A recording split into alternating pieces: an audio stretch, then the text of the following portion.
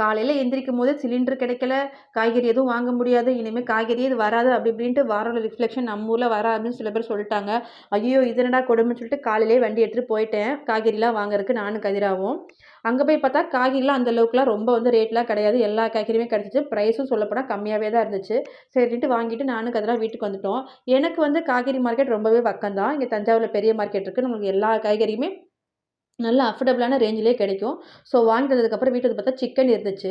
இந்த சிக்கனில் வந்து இன்றைக்கி என்ன செய்யலான்னு யோசிக்கும்போது ரொம்ப நாளாச்சு சிக்கன் 65 செஞ்சு, சரி இன்றைக்கி அதையே செய்யலான்ட்டு அதுக்கு தான் ரெடி பண்ணிகிட்ருக்கேன். நான் வந்து சிக்கன் 65 எப்படி செய்வேன்னா, போன்லெஸ் பீஸ் எடுக்க மாட்டேன். நான் போனோட தான் பீஸ் எடுப்பேன். ஏன்னா எனக்கு அதுதான் ரொம்ப பிடிக்கும். இப்போ வந்து நல்லா வாஷ் பண்ணிவிட்டு அது கூட வந்து கொஞ்சம் மிளகாத்தூள், chicken 65 masala, garam masala, ginger garlic paste போட்டு ரொம்ப முக்கியமாக கார்ன்ஃப்ளவர் போட்டுக்குவேன். நான் வந்து மைதா மாவுலாம் ஆட் பண்ண மாட்டேன். இதை போட்டு நல்லா வந்து மேரினேட் பண்ணி வச்சாச்சு. ஒரு 1/2 அன் ஹவருக்கு அப்புறம் இது நல்லா ஊறி இருக்கும் மசாலால.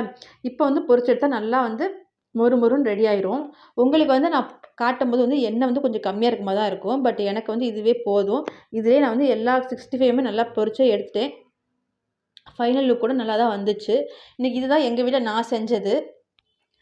கதிராக்கு வந்து நான் வந்து இந்த ரொம்ப காரமா ஐட்டம்லாம் இதுவரைக்கும் குடுத்ததில்ல. இப்ப தான் சாப்பிடவே ஸ்டார்ட் பண்ணியிருக்கா.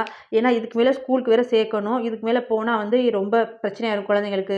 ஃப்யூச்சர்ல வந்து எதுவுமே சாப்பிட முடியாதுன்னு சொல்லிட்டு இப்ப தான் நான் கொஞ்சம் கொஞ்சமா காரம் குடுத்துட்டுருக்கேன். ஏன்னா நம்மளோட ஸ்கூலுக்கு வந்து குழந்தைங்க ரெடி ஆகணுங்கிறதுக்காக. உங்க குழந்தைங்க எப்படின்னு மறக்காம கமெண்ட் பண்ணிக்கங்க. பாய்.